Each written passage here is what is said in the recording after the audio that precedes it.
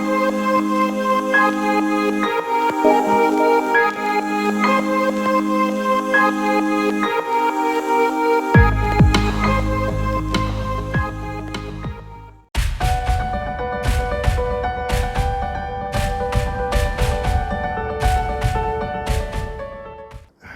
kita sama-sama baca doa akhir tahun. Akhir tahun 1441 Hijriah. Bismillahirrahmanirrahim. Alhamdulillahirrabbilalamin. Wassalatu wassalamu ala asyrafil anbiya wal mursalin wa ala alihi wa sahbihi ajma'in. Allahumma amilna fi hadhihi sanah mimma nahaitana anhu walam natub minhu walam tardahu walam tansahu.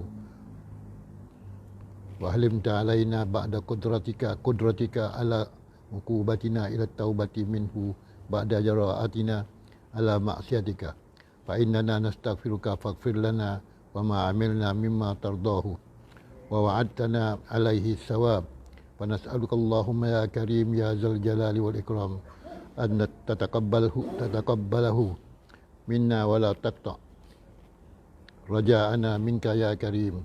Rabbana atina fid dunya hasanah wa fil akhirati hasanah wa qina azaban nar. Wa sallallahu ala sayidina Muhammadin wa ala alihi wa sahbihi ajma'in. Subhana rabbika rabbil izzati amma yasifun. Wa salamun alal mursalin. Walhamdulillahi rabbil alamin. Assalamualaikum warahmatullahi taala wabarakatuh.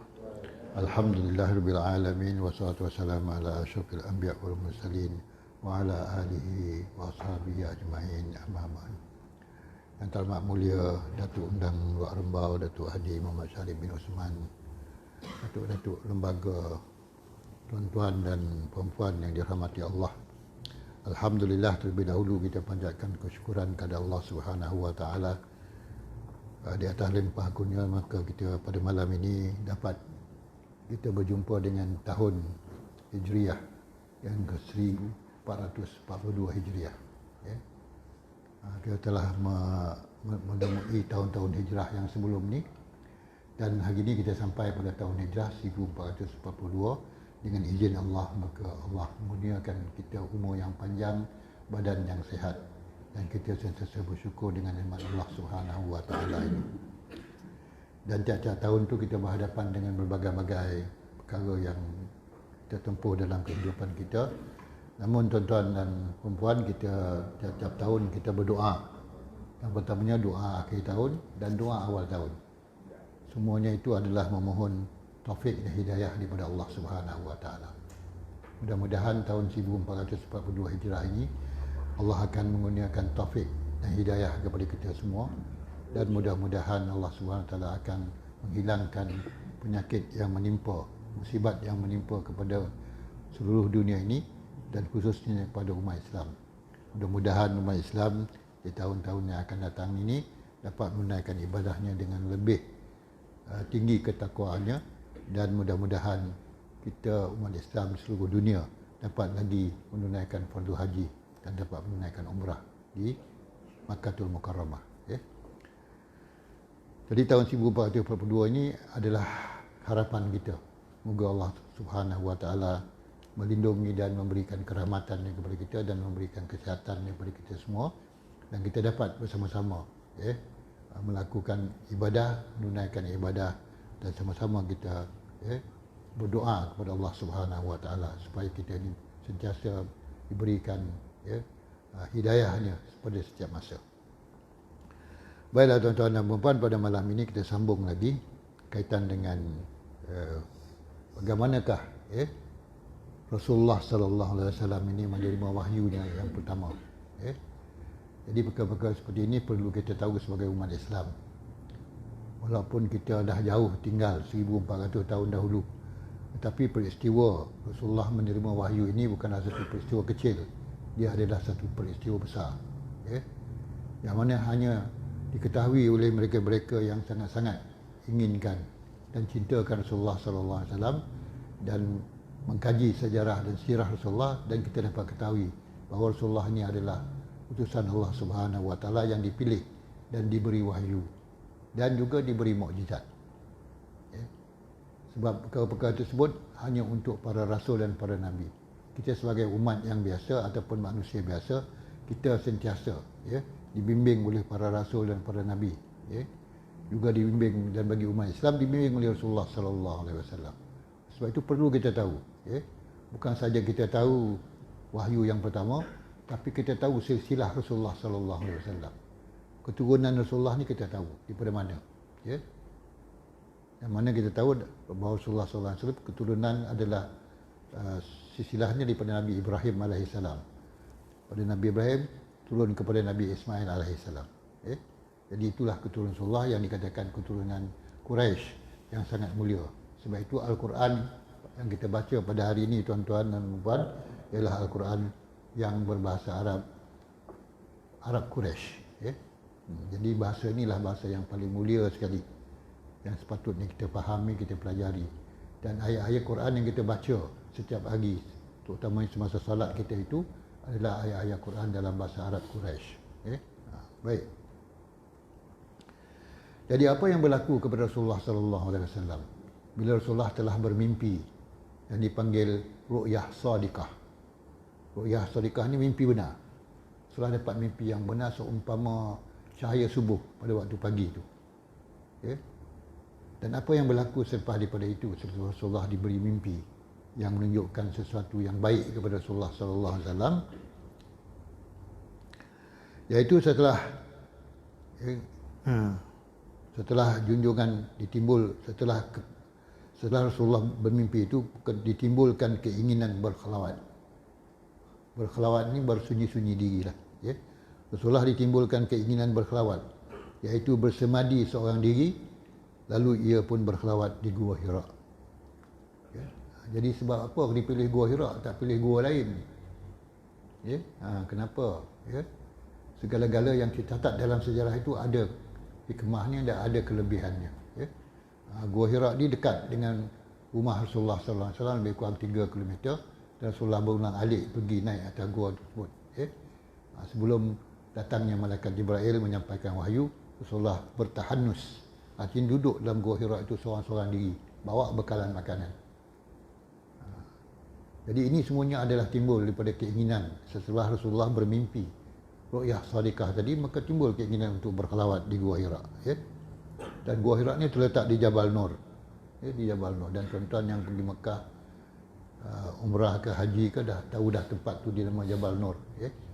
Jabal iaitu gunung, Nur itu adalah cahaya, gunung cahaya, memberikan cahaya kepada Rasulullah sallallahu alaihi wasallam. Rasulullah seorang diri, lalu ia pun berkhalawat di Gua Hira. Rahsia berkhalawat ialah kerana melampangkan perasaan hatinya. Apa tujuan berkhalawat? Kenapa keinginan berkhalawat ini diberikan kepada Rasulullah SAW? Kerana berkhalawat ini melapangkan perasaan hatinya, bersunyi-sunyi diri, ataupun disebut beruzlah ni melapangkan rasa hati, melapangkan hati kita untuk mengheningkan. Ini bukan mengheningkan ciptaan, merenungkan ciptaan Allah dan memusatkan segenap fikiran kepada apa yang dihadapkan kepadanya. Itu tujuan berkhalawat. Jadi kenapa selepas mimpi Rasulullah pergi berkhalawat? Tujuan dia adalah Rasulullah supaya dapat apa? Supaya dapat melapangkan perasaan hatinya. Rasulullah tak dapat menerima keadaan masyarakat Quraisy dan masyarakat jahiliyah zaman itu yang penuh dengan kezaliman, yang penuh dengan kemaksiatan, yang penuh dengan kemungkaran, dan yang paling teruk sekali penuh dengan kesyirikan, iaitu menyembah berhala. Rasulullah tak dapat menerima keadaan masyarakat yang seperti itu. Walaupun Rasulullah belum dapat lagi wahyu, tapi hati Rasulullah itu tidak tenteram boleh melihat keadaan masyarakat Arab waktu itu menyembah patung yang mereka buat sendiri, mereka sembah sendiri. Jadi Rasulullah melapangkan fikirannya dan menumpukan apa yang dihadapkan kepadanya. Dan ini adalah asal berkhalawat disebutkan orang zaman sekarang ini dengan bersuluk. Asal berkhalawat. Dan orang-orang ahli ibadah zaman selepas daripada itu memanggilnya bersuluk. Bersuluk ni maknanya bersendirian lah. Bersuluk, beribadah bersendirian. Baik itu ada orang bersuluk ni tuan-tuan, kadang-kadang daripada golongan-golongan yang ta'assub dengan ibadah khalawat ni. Ada yang bersuluk ni mereka masuk dalam mencirikan diri mereka Dan mereka buat kubur sendiri. Masuk dalam kubur 2-3 hari, ya. Nak bersuluk, nak beribadah, mensunyikan diri, Menasingkan diri. Asingkan diri. mengasingkan diri, ya. Dan ada seorang ulama tasawuf, saya tak ingat nama dia, tetapi dia cuba, ya, buat dalam rumah dia lubang kubur dan dia masuk dalam tu untuk mengasingkan diri dia, ya. Untuk mendapatkan kelebihan di segi uzlah ni. Dan Imam Ghazali rahimahullah pun bila dia dah tak boleh lagi, ya, dah tak boleh berhadapan dengan suasana dunia yang begitu sibuk dengan kebenaran, dia pun meninggalkan jawatan besarnya sebagai pengetua sebuah universiti di negeri Arab tu, di Baghdad, bukan di Baghdad, Universiti Nazimiyah, ya. Sebuah universiti, dia tinggalkan jawatan pengetua tu, dia pergi beruzlah di Masjid Dimashq, di menara masjid tu, dan dia beruzlah di situ selama 10 tahun. Keluar daripada uzlah tu, dia menjadi seorang sufi, ya, seorang yang sangat mendalam pengajian dia, sebab dia dapat, ya, sesuatu yang kita tak dapat di luar ni. Jadi kalau kat luar tak dapat apa-apa, kita asyik bergaul dengan orang ramai, kita berbincang dengan orang ramai, kita tak dapat nak menumpukan perhatian kita kepada wirid, zikir dan sebagainya. Akhirnya kita jadi macam orang biasa je lah. Tapi orang yang bersuluk ni ataupun orang yang beruzlah ni, dia dapat satu kenikmatan yang tak dapat dinikmati oleh orang-orang yang tidak beruzlah ni, tuan-tuan dan puan-puan, ya. Setelah itu, maka beribadahlah junjungan di dalam gua itu selama beberapa hari dan beberapa malam. Setelah beribadah, bukan selawat duduk saja je, tuan-tuan, tidak, ya. Tapi Rasulullah beruzlah itu ataupun bersunyi diri itu, mengasingkan diri itu dengan beribadah, dan disebut di dalam istilahnya bertahannus, ya. Rasulullah bertahannus di Gua Hira, ya. Tak sama dengan orang biasa yang bertapa contohnya, ya. Ada orang-orang yang pergi bertapa di gunung-gunung ataupun di gua-gua untuk mendapatkan ilmu-ilmu yang hebat-hebat, ya. Seperti zaman dulu, zaman Hang Tuah, zaman Hang Jebat dulu, mereka pergi bertapa dan berjumpa dengan Taming Sari di Indonesia tu. Itu bukan, jangan disamakan dengan kumpulan-kumpulan manusia biasa yang bertapa ni, tuan-tuan, ya. Benarnya Rasulullah ni adalah hidayah daripada Allah supaya Rasulullah beruzlah di Gua Hira dan beribadah di dalamnya, ya. Kemudian Rasulullah pergi selama beberapa hari dan beberapa malam, bukan sepanjang bulan, tak. 3-4 hari Rasulullah balik, 3-4 hari Rasulullah balik ke rumah, ambil bekalan, ya. Sebelum kembali kepada ahli rumahnya untuk mengambil beberapa malam sebelum kembali kepada ahli rumahnya untuk mengambil bekalan roti dan anggur kering, ya. Waktu tu itulah makanan yang ada, tuan-tuan, ya. Kita dulu masa budak-budak dulu pergi Gunung Datuk, bawa apa? Bawa biskut lebar. bawa roti, bawa ikan sardin. Itu yang sedap ni atas tu, ya. Bukan nak makan sangat, nak pergi, ya, melihat keindahan alam dan kebesaran Allah Subhanahu Wa Taala. Rasulullah pergi balik ke rumah, ambil bekalan roti dan anggur kering. Demikianlah berulang kali baginda beribadah di gua itu, kemudian kembali kepada Khadijah, lalu diambil bekalannya lagi. Ya.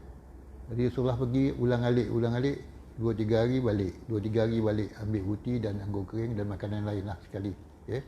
Dan yang paling kita nak dapat pengajaran di sini bagaimana kesetiaan Sayyidah Khadijah kepada Rasulullah, ya. Sayyidah Khadijah tidak banyak persoalan dia dan tak banyak pun nak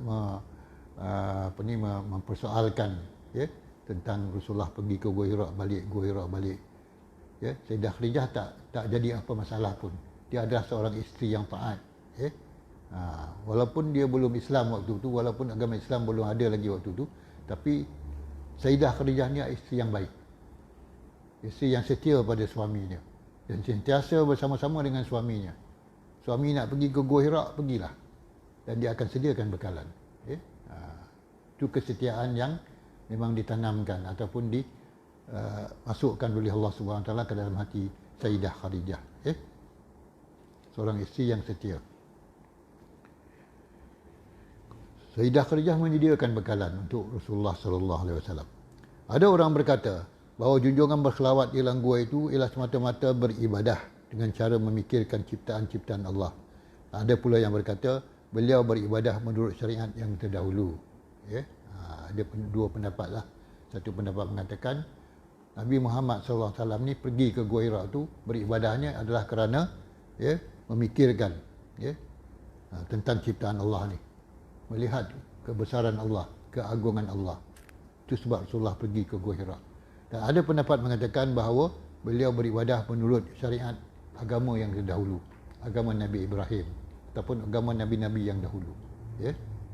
Sebab itulah tuan-tuan dan puan, bila Rasulullah membaca ayat-ayat wahyu-wahyu Allah, ayat-ayat Quran, maka dituduh oleh orang-orang kafir Quraisy dan juga orang-orang jahiliah zaman itu bahawa Rasulullah meniru kitab-kitab lama ataupun dipanggil asatirul awwalin, meniru buku-buku ataupun kitab-kitab lama daripada agama-agama dahulu, maka dikeluarkan balik.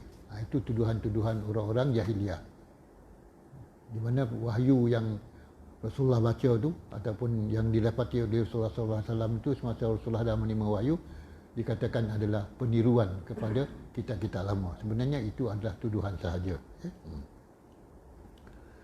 Junjungan berada dalam Gua Hira hingga datang kepadanya hak. Hingga datang kepadanya hak. Apa makna hak? Datang kepadanya kebenaran. Barulah sampai mana sampai tempoh yang Allah bagi tu, tuan-tuan, Rasulullah bertahanus di Gua Hira tu, maka sampailah satu masa datanglah yang hak, yang benar, iaitu waktu usianya 40 tahun. Datanglah malaikat Jibril, maksud di situ. Bila Rasulullah berusia 40 tahun. Sebenarnya para rasul dan para nabi barulah dilantik menjadi rasul apabila berusia 40 tahun. Itu maknanya usia matang manusia lah. Usia matang bila umur 40 tahun. Orang putih pun cakap apa? Life begin at 40. Itu Mak Saleh tu.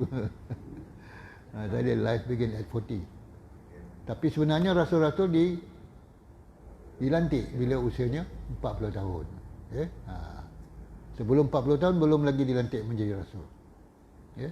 Tapi Rasulullah SAW sudah ada lah tanda-tanda yang baginda ni adalah seorang yang akan dipilih menjadi rasul. Antaranya ialah Rasulullah ni sifatnya berbeza dengan sifat-sifat orang-orang musyrikin ataupun orang-orang jahiliyah zaman tu. Sehingga Rasulullah digelarkan Al-Amin, iaitu orang yang paling amanah. Jadi ini ada pada sifat Rasulullah SAW, walaupun belum lagi dilantik menjadi Rasul, tapi akhlak Rasulullah adalah akhlak terbaik waktu itu.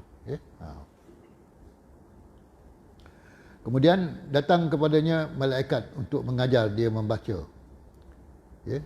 Datang malaikat, tuan-tuan dan puan. Jadi kita ni diberitahu, iaitu malaikat-malaikat yang datang kepada Rasulullah SAW itu adalah bukanlah ramai malaikat, hanya satu je malaikat. Yang sebelum ni kita dah tahu, bila Warqah bin Nawfal kata itu adalah namus. Kata Warqah bin Nawfal kata apa? Itu adalah namus. Bila Rasulullah pergi dengan Siti Sayyidah Khadijah berjumpa dengan Warqah, iaitu anak bapa saudara Khadijah, dia kata Warqah kata itu adalah namus. Namus yang datang pada Nabi Musa dahulu. Artinya namus adalah malaikat Jibril. Jadi malaikat Jibril datang, dan Rasulullah tak kenal pun. Waktu malaikat Jibril datang dan Rasulullah tak tahu pun itu adalah malaikat. Sebab kita pun tuan-tuan dan puan kalau jumpa makhluk-makhluk yang berbeza, yang besar, yang gelap, yang tinggi, peluk kita, kita tak kata malaikat. Zaman dulu kita kata apa? Hantu. Hantu, tempat ni berhantu. Itu sebenarnya. Jadi kalau malaikat tu lainlah. Malaikat itu berkata kepadanya, bacalah. Bacalah dalam bahasa Arab maknanya Iqra. Sebab itu kita baca surah yang mula-mula sekali, ayat Quran yang turun ialah Iqra bismi rabbikal ladzi khalaq. Bacalah olehmu wahai Muhammad dengan nama Tuhanmu yang telah menciptakan. Bacalah. Maka berkata junjungan, aku tiada tahu membaca. Ma ana biqari'in. Rasulullah kata aku tak tahu baca. Walaupun mereka Jibril suruh baca, tapi Rasulullah kata aku tak tahu membaca. Junjungan menyambung perkataannya, iaitu lalu diambil olehnya malaikat akan daku, maka dipeluknya aku hingga terasa kepadaku akan bersungguh-sungguhnya. Kerana dipeluknya aku dengan sekuat-kuatnya. Jadi ini satu peristiwa lah. Kalau hantu ni dia apa tuan-tuan? Dicekiknya aku. Itu bukan itu bukannya malaikat. Macam badang jumpa apa? Jumpa hantu di sungai kan. Badang yang cekik hantu tu. Itu namanya badang. Kuat kan. Tapi Rasulullah ni dipeluk oleh malaikat. Maknanya satu makhluk yang dijadikan daripada cahaya dan Rasulullah dijadikan daripada tanah. Malaikat yang Allah ciptakan daripada cahaya ni memeluk Nabi Muhammad SAW yang diciptakan daripada tanah ni, tuan-tuan dan puan. Tentulah cahaya ni meresap masuk ke dalam kan. Baik. Maka junjungan menyambung perkataannya, iaitu lalu diambil olehnya malaikat dan aku maka dipeluknya aku hingga terasa kepadaku akan bersungguh-sungguhnya. Kerana dipeluknya aku dengan sekuat-kuatnya. Kemudian itu dilepaskannya aku, maka terus dia berkata, bacalah. Sekali peluk, lepas. Kemudian peluk lagi, bacalah. Maka berkata aku, tiada aku pandai membaca. Saya tak pandai membaca. Kemudian ditariknya aku lalu dipeluknya aku pada kali yang keduanya hingga terasa aku akan bersungguh-sungguhnya. Kemudian itu dilepaskannya pula aku. Terus dia berkata, lagi bacalah. Maka aku jawab sebagai yang terlalu jua, iaitu aku tiada pandai membaca. Setelah itu aku diambilnya lalu aku dipeluknya buat kali ketiga. Jadi berapa kali malaikat Jibril peluk Nabi Muhammad SAW? 3 kali. 3 kali sudah cukup tuan-tuan. Maknanya 3 kali itu memberi makna bahawa Rasulullah SAW ini selepas daripada itu berkebolehan membaca dengan segera apa wahyu yang sampai. Berkebolehan setelah dipeluk 3 kali oleh malaikat. Ini pun boleh jadi pengajaran pada kita jugalah. Kita pun kalau kita sayang pada anak kita, nakkan dia belajar dan sebagainya, kita berikan semangat kepada dia. Antara semangatnya ialah kita peluk anak kita tu daripada kecil lagi dia sampai ketua pun. Kalau dia mencapai kejayaan dalam peperiksaan, bukan setakat kita jamu dia makan, beri hadiah sebagainya. Pelukkan mesra seorang bapa kepada seorang anak, seorang ibu kepada seorang anak tu lebih berkesan daripada kita membelanjakan makanan, minuman ataupun buat sambutan dan sebagainya. Ini menunjukkan bahawa malaikat ni memberikan pelukan yang bermakna kepada Nabi Muhammad sallallahu alaihi wasallam. 3 kali peluk. Setelah itu diambilnya aku lalu dipeluknya buat kali yang ketiga. Kemudian itu dilepaskan aku serta menyuruh aku membaca Iqra bismi rabbikal ladzi khalaq khalaqal insana min 'alaq Iqra wa rabbukal akram. Bacalah dengan nama Tuhan engkau, Tuhan yang menjadikan manusia daripada segumpal darah. Bacalah demi Tuhan engkau yang mulia dan pemurah. Bacalah dengan nama Tuhanmu yang telah menjadikan manusia daripada segumpal darah. Bacalah dengan Tuhanmu yang mulia dan pemurah. Sebab itu bila kita mulakan sesuatu, kita baca dengan nama Bismillahirrahmanirrahim, dengan nama Allah yang Maha Pemurah lagi Maha Mengasihi. Kenapa kita sebut Bismillahirrahmanirrahim dengan nama Allah yang Maha Pemurah lagi Maha Mengasihi? Sebab di waktu itu kita, kalau kita nak makan, kita nak minum ke, kita nak berpakaian ke, kita nak berjalan ke, kita mengharapkan belas kasihan Allah dan juga pemurah Allah Subhanahu Wa Taala.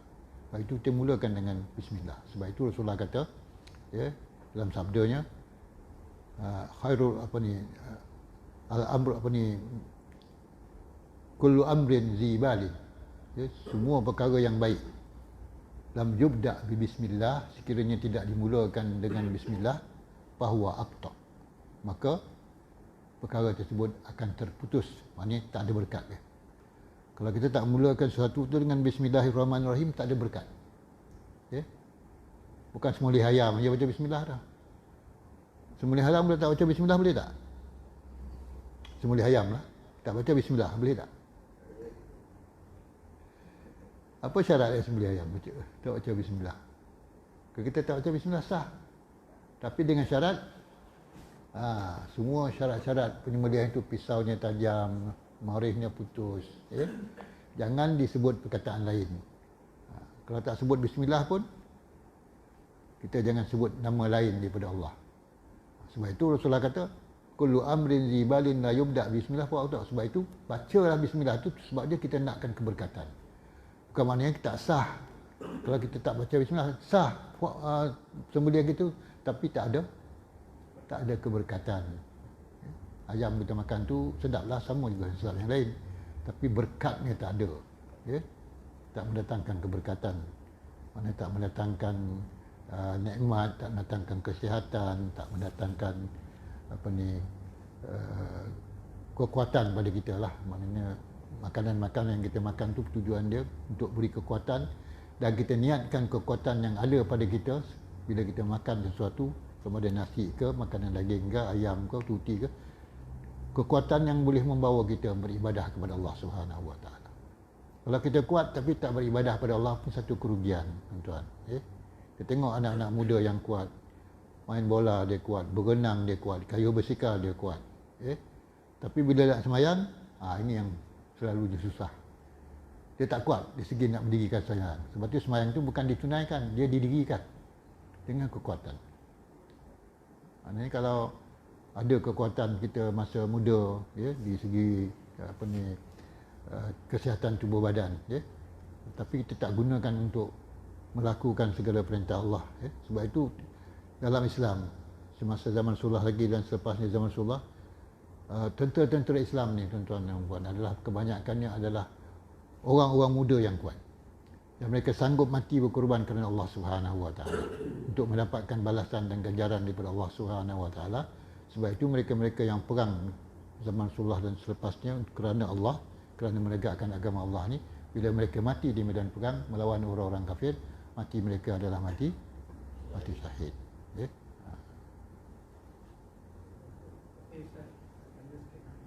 Kata bismillah tadi. Dalam sembilan dia tak boleh, dia ada orang kata tak boleh copot Bismillahirrahmanirrahim. Ada bismillah saja. Macam mana tu Ustaz? Boleh. Kasih sayang, kasih penyayang. Bismillah tu maknanya dengan nama Allah, cukup.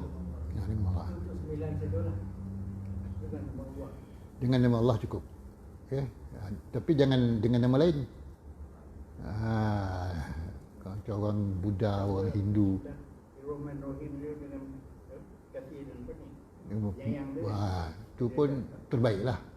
Kalau kita lanjutkan lagi Bismillahirrahmanirrahim, itu lagi baik. Tapi kalau setakat Bismillah sah, ataupun tak baca Bismillah pun sah.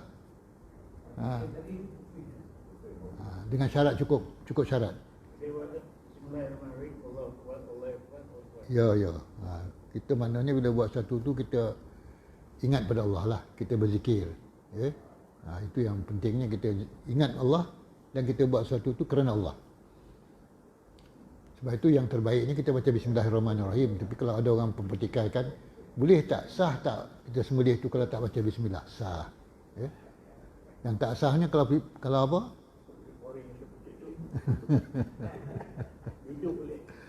Hidup balik. Boleh lembu ke, boleh kambing ke, mesti cukup.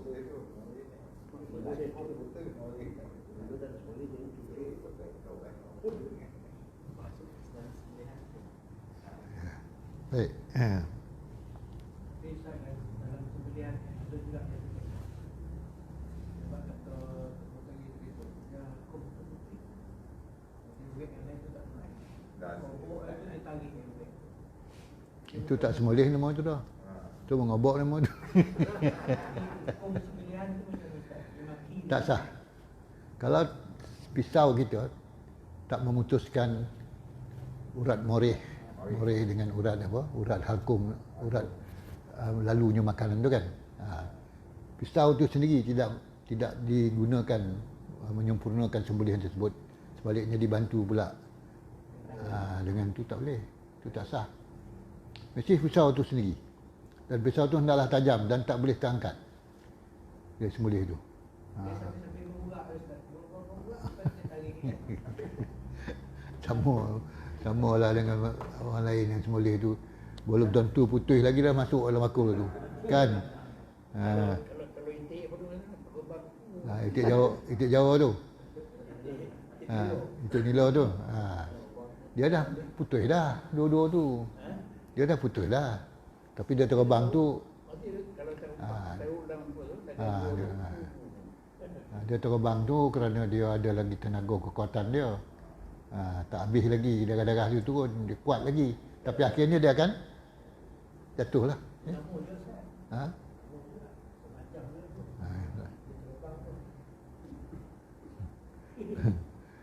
Memanglah kalau makhluk ni dia bila dia dilukakan dia akan cuba melawan lah dengan kekuatan yang ada pada dia.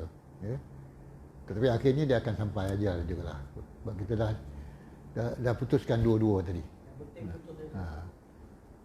Jangan dipancung, matilah dia. Kalau pancung tu lain. Baik. Ustaz, kalau di India tu Ustaz, ada satu dokumentari saya tengok. Dia pancung dengan kapak tu. Dia pancung kapak kambing. Dia pakai kapak tu. Dia sembelih dengan cara macam mana? Dia tak sembelih, dia pakai kapak. Dia maksudnya kapak lah. Cara dia. Putih. Orang Islam ke tak Islam? Orang Islam dia tak mahu macam tu. Dia lah yang makan. Dia yang makan lah. Sebab apa? Sembelih ni adalah satu... Dia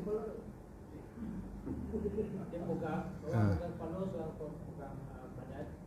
Di kotak tu. Yang putih kepala tu dia lempak je. Kita... Kalau kita molek macam kita, itu dia dekat pakit dia. Itu pendapat dia lah. Tapi cara berkapak tu kita menzalimi haiwan tersebut. Kita zalim pada haiwan. Kan dia orang dia tak. Dia nakkan mati je dengan berbagai cara.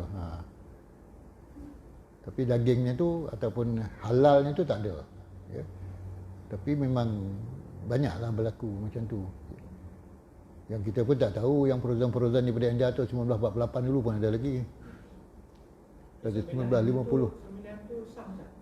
Sembelihan tu tak sah. Sembelihan tu mestilah dengan apa? Dengan cara yang lembut. Dan cara yang lembut dengan cara yang tidak tidak zalim lah, tidak mengkasari haiwan tersebut. Itu kita kena faham betul-betul lah dengan bagaimana kita nak melayani, terutama sekali sembelihan binatang kurban. Binatang kurban. Kalau tembak buru, itu kalau pemburuan lain. Buruan lain. Dia ada kaedah memburu lah pula. Dan kalau kita pakai anjing pun lain. Anjing yang terdidik. Kalau kita memburu pun ada kaedah dia, iaitu bila kita melepaskan tembak tu kita baca bismillah dulu lah. Ni kita memburu ni binatang dia. Kalau binatang jinak tak ada buru kan. Itu semula. Binatang dia kita buru, kita baca bismillahirrahmanirrahim dulu. Dan kalau kita sempat sampai, kita sembelih. kalau tak sempat tak apalah. Sebab kita dah niatkan nak datang buruan tadi. Ya. Balik kaki saya lah. Macam mana? Maksudnya yang boleh mematikan dia tu. Yalah. Maknanya kita memburu, namanya memburu bukan menyembelih. Kita pergi memburu. Tapi saya pernah tembak ayam donak, Ustaz. Tembak kepala tu tak mati dah. Ayam donak. Tu? Jumpa tak? Sembelih tak? Dia ada pelopah sawit tu. Dia tak mati, dia tak jatuh. Sembelih tak? Tak. Tak sembelih. Lawak lagi. Dia duduk situ. Tak dapat pun ayam tu. Tak ada rezeki lah. Kadang boleh buru je. Bagi dia dekat dia tak perlu yang donak. Yang donak ni kira gajah lah, kira kota ayam. Dalam hutan tu. Yang hutan lah ya. Hutan. Baik tuan-tuan ni saya kait dulu dengan azan lah. Cakap itulah, maknanya kita dapat 2 hari ni, 3 pun dapat hari ni. Ya, doa akhir tahun, awal tahun, kemudian baca Yasin, kemudian kuliah kita ada berjalan semuanya, insya-Allah. Inilah awal tahun yang terbaik lah, tuan-tuan. Itulah, mudah-mudahan Allah SWT memberkati ya, kehidupan kita dan memberikan taufik hidayah kepada kita semua, insya-Allah. Bismillahirrahmanirrahim. Alhamdulillahirabbil alamin wassalatu wassalamu ala asyrafil anbiya'i wal mursalin wa ala alihi wa ashabihi ajma'in. Allahumma zubna ya rabbi fahman nabiyyin hifzal mursalin wa ilham malaikatil muqarrabin fi audin ya arhamar rahimin. Rabbana atina min ladunka rahmah wa hayyi' lana min amrina rasyada. Rabbana atina fid dunya hasanah wa fil akhirati hasanah wa qina azabannar. Wa sallallahu ala sayidina Muhammadin wa ala alihi washabihi ajma'in. Subhana rabbika rabbil izzati amma yasifun wa salamun alal mursalin walhamdulillahi rabbil alamin. Qabbalallahu minkum. Assalamualaikum warahmatullahi taala wabarakatuh.